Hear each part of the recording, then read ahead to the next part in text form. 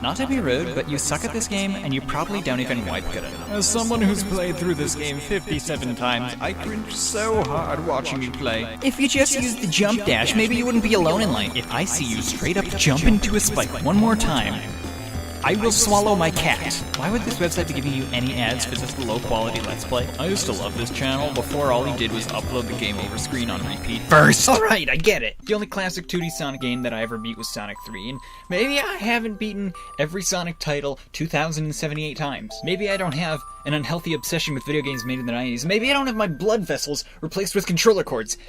But can I still play this game? Can I still have an opinion? An opinion held at a very valid and high place, despite the fact that I haven't the same experience that you all have, despite the fact that I haven't experienced the classic Sonic titles to the fullest extent, despite the fact that I'm just not that great at Sonic Mania. No. Leave a stick, I'm doing it anyway. Sonic Mania, the throwback that longtime Sonic fans have been asking for decades, is finally here, or at least most people would say that it is. Sonic the Hedgehog's transition into 3D games went swimmingly with games like Sonic Adventure and Sonic Adventure 2, but after a bit of falling from grace in games like Shadow the Hedgehog and Sonic 06, an argument started to bloom based on the idea of whether or not Sonic should go back to games like on the Genesis that were 2D platformers to restore the franchise to a solid state. Sega listened to fans, sort of, with Sonic the Hedgehog 4, the long overdue sequel to Sonic 3, and other accompanying fan-favorite Genesis titles of the time. Just the name Sonic 4 held a lot of promise, but a lot of people felt like the game lacked the same charm and design that the previous games held, and much like Sonic Advanced, which was another attempt to recreate the classic style of 2D games, Sonic 4 was deemed fairly insufficient. The main problem that people had with Sonic Advanced and Sonic 4 was that although they were reminiscent of Sonic 1, 2, 3, and Knuckles, Sega was trying really hard to modernize the formula. Sonic 4 had the homing attack, and the level design was more similar to that of a modern 3D Sonic game. Sonic Advance was too gimmicky and linear for most people. As a result, fans still waited for that throwback game that everyone hoped for, except not really everyone, because I didn't care. And finally, those players got what they asked for with Sonic Mania. A fresh, updated look to the retro style that people loved, while keeping the gameplay and design just the same as it was 20 years ago, or at least that's what Sega promised. But did it hold true? Were the hardcore Sonic fans finally satisfied with this gorgeous-looking return to Sonic's roots?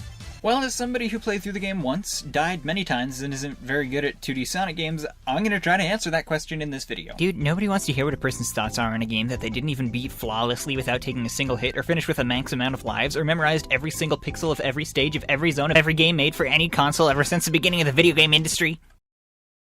Are you done? Sorry, I've been holding that in for a while. 2 months of sitting on a shelf watching you play without being in a single video has made me ornery.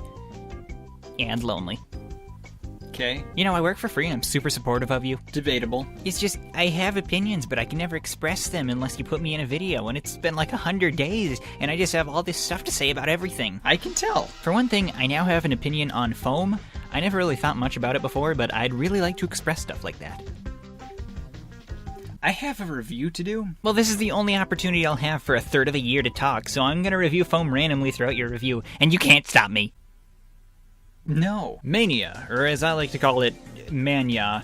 It's spelled differently, but pronounced pretty much the same. I love this game. I thought it was familiar, but fresh, creative, colorful, well-balanced in difficulty. Which means a lot coming from me. And overall, just a great game. But that's not the issue at hand, is it? You've most likely heard about how good this game is from everybody who's anyone. Very few people will say that this game was a letdown, but the few who might are likely those hardcore classic Sonic fans who've been waiting for the spiritual successor to Sonic 3 for decades. Those are the people that this game was trying to impress, and among that crowd, you get a lot of mixed opinions. Some say it's exactly what they wanted, some say it was lacking, but what were these fans looking for specifically, and did Mania have that?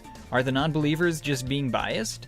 Is the game missing the point like Sonic 4 did? Should we believe the non-believers? Would that make us non-believers? And would that make us not believe the non-believers? Are the non-believers actually to believe? So a lot of us go throughout our lives not even realizing how common foam really is. It could be hiding under our carpets, in our office chairs, and even in our coats. But we just go about our lives, never even stopping to think, what would life be like without foam? Then we would just use cotton. Let's dive into the big things that people wanted out of Sonic Mania that the original Genesis games had. First off, look at this game. It's a perfect look. It's nostalgic, but still fresh. It's mixed with a nice amount of modern effects. The last few generations of video games have tried to use this throwback style a lot. Normally you see indie games like Cave Story or Undertale use them as like an artistic style, and because it's cheaper and easier to animate. Now, although games like that do look good, they try to be nostalgic and pixelized, but that's all that they try to do in style. Mania is reminiscent of the first 3 Sonic titles and CD, but it uses modern technology to give a fresh amount of effects and visual creativities, so that while the game has a general appearance of a throwback, its overall feel is more of a modern-inspired style, instead of just using the style that everyone's done before. It's trying to innovate that specific style that's been around for decades, and it does it really well. The sound design helps with that style and mood as well. It has the old pixely music and sound effects, but it sounds modern. It doesn't like fade or lose pitch like most old games did. It's modern but classic and like the perfect mixture. That being said, I would have liked a couple more new locations, since a lot of the zones were zones that we had seen before in other games. You dare not want an endless supply of chemical plant? I never especially loved the original to begin with. Okay, I was just joking before, but you should stop. I mean, the music was fantastic and everyone loved it, but that doesn't make the zone itself good. It's pretty much just as good as any others. Did you cough? Yes. You've never done that. Yeah, I never knew I had lungs. Well, that's fair. A lot of zones are based after old ones from the past Sonic games, and with the modern style and how much they innovate in this game, I would have thought that we'd see a lot less of that, but oh well, they're still fresh, just not always in appearance. So now gameplay. How do controls, physics, and mechanics hold up to the classic games? Well, I still can't stop moving to save my life. The acceleration for someone who moves this fast is extremely weak, and any old rock that would make you crouch kills you instantly if it touches the top of your head. And the hitboxes for the spikes feel like they stretch further than 90% of my Sonic Mania title puns. So yeah, it's about the same as always. In addition to the classic Sonic feel, which I don't even think sticklers would say is off, you also get the new move, Jump Dash. Now, I actually do have an issue with this. You use the Jump Dash by pushing the jump button while in the air and holding it until you land, and it zips you forward when you hit the ground. This in itself is fine. I don't really have too much of an issue with it. I mean, early on near the game's release, you use the same button combo to turn into Supersonic, so that could kind of get annoying if you just wanted to jump dash. But they fixed that, and it was overall, the jump dash doesn't change much of the gameplay. If anything, it just makes it less frustrating as an alternative for the spin dash. So my personal problem with this move is that the game doesn't even tell you that it exists. I went into this game blind. No trailers, no gameplay on YouTube, nothing. Fresh experience. But I feel like Sega assumes that everybody watches trailers and reads articles on every game that comes out, and so they felt like they didn't even need to explain that the move exists or how to do it. So I recorded like 5 episodes of my Let's Play on day 1 and edited and uploaded them across the following weeks. During those weeks, the comment sections were burning alive. After only the first episode, I had tons of people begging me, use the jump dash. You wouldn't have died there if you used the jump dash. I feel like this guy doesn't know what a jump dash is. And it was awful because I knew for every single episode that I uploaded, that string of comments would continue until I get to new footage where I could actually use the jump dash now that I knew it existed. And oh yes, the comments did continue. How they continue. In today's modern society, technology has brought the foam industry to an all-time high with therapeutic memory foams. This new type of cushion is anything but a pain in your butt. You know what a bigger help to society is? Cardboard. Our entire industrial system depends on it, and you want to talk about foam. You're just a hater. Seriously, get with the times. You're made of it. Shouldn't you care more about it? Sitting is the new smoking, man, and memory foam is the solution. It's not nearly as recyclable. When you die at age 30 from sitting on your lazy butt all day, and I'm left to fend for myself, you'll be well, you'll be dead. You'd be dead without cardboard. Your mom. Yeah, I'm sorry. Music. From nostalgically remastered and remixed classic tracks to fresh new tunes, they became classics in an instant. Sega proves once again that they are a never-ending flow of catchy music. Every Sonic game, from the main series to the spin-offs, and definitely their other series as well, has had unforgettable tracks. This game is simply more of the same, in the best way. The music is good. Not sure what more to say on that. You get the classic Sonic Orb game from Sonic 3, same as always. I suck at it, but people love it. But you also get a new one, Sonic R. I don't know if this was supposed to look like Sonic R, but it basically controls similarly, it looks the same, but it has you chasing down a robot who stole your emeralds, and you have to collect orbs to speed up, and then run them down before time runs out. I'd say besides the inconsistent difficulty of these games, they're actually very creative, fresh, and fun. I'd actually like to see them in future titles. There is also a great example of adding new technology to a classic style. Definitely one of the highlights of the game for me.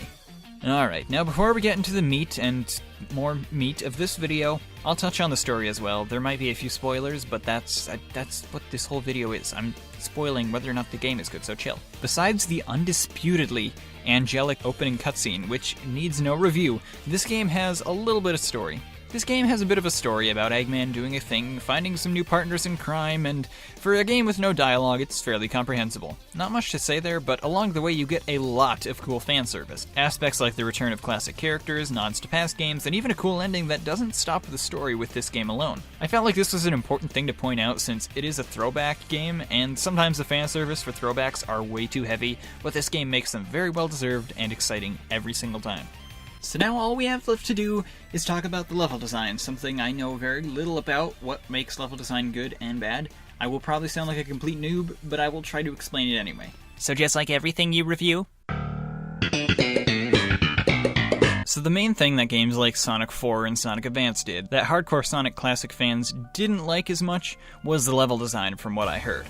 As someone who loves the Sonic Advance series and didn't play much of the original 3, I can't really say that I understand the differences as fully as most players do, but I do notice some difference overall, and will try to explain and put them into words. Using the Sonic Advance series as an example, since I didn't play much of Sonic 4, one thing that I've always noticed is that the Advance series has much more of a fast-paced and slightly more linear feel than the Classic. While most of the 3 Genesis games were spent slowly platforming, most of Sonic Advance was spent speeding through loops and jumps, and while the originals had seemingly endless paths of which to beat each stage, Sonic Advance felt like it maybe had 3 or 4 for each one. Now, although I do think that holding forward on the D-pad for 60% of the level isn't really gameplay, it's something that all Sonic games have, even the originals, but people really don't give those sections any criticism in the originals. Why is that? Using Mania as an example, there's maybe 30% less of these segments compared to Advanced, but it's still very prominent. The difference is that Mania is always doing something new and creative. It always uses the game's loops and jumps and zip lines in different ways each time. It's a bit more creative, but I really don't see why that makes it void of criticism. As cool as it looks, it's still just holding forward. I think that may be why I like the Advanced series more than most people. They were the first Sonic games that I played and beat, and so these repetitive speeding segments were still fresh and new to me. I hadn't seen it before, while people who've been playing the Sonic series from the beginning are kinda getting tired of it. I think that's why Sonic 4 and Sonic Advance were seen as not so good games. Yeah, they do have their flaws in terms of just boring level design, or being too gimmicky, and whatever else problems they definitely do have, but OG Sonic players kept asking for a return to the basics, not knowing that they really just wanted something with a new twist. I don't think Sega really got that either, trying to make the classic Sonic games again, but with new characters and moves, instead of just adding innovation to the classic style, finding a perfect mixture of old and new. And that's what Mania does. It is a classic Sonic game, but nothing is exactly the same. It has new traps, new enemies, new unique feels of loops and bungees and zip lines, and just everything feels fresh while still doing the same thing. We didn't need another Sonic 3 with the same map pieces, just put in a different order. We needed something completely new, disguised as Sonic 3, and even then it does look very fresh and different. I rarely have seen a game that can be so much of the same and so different at once. And bringing innovation and creativity is what makes it so great, not bringing an old thing to become a new thing like people thought they wanted. I can't really go into more detail because I'm not a very well-trained critic to these 2D games, but all I really knew is I felt like I was playing something familiar and at the same time so different, and I think the unexplainability of that, and the sense that it's more of a feeling or a presence, just furthers the awe and amazement that I have in how well the game gave us what we, in some ways, didn't know we wanted. You might have some sticklers who want exactly what the classic games were, but I don't think that's what we need or what we should strive for. In my opinion, let the classics hold their value and uniqueness, and instead of wishing for the exact same thing that worked in the past, let's just usher in the new era of 2D Sonic games and be content with the mania of managing to get another Sonic 3 is manially over with. I don't see what I did there. I'd say, looking back at the past of Foam and the future of where it's headed, we should take in light Sonic Mania, and hope not for the same comfort that we've always wanted, but rather change our outlook to hope that we're given a new idea for Foam that we didn't even know that we wanted. Foam that makes things less comfortable. That's not what I meant. I think it secretly is, and you all want us to have another Sonic 06 since it's not something people know they want. No, people know that they don't want it. But what if Sonic forces them to want it? Shut up.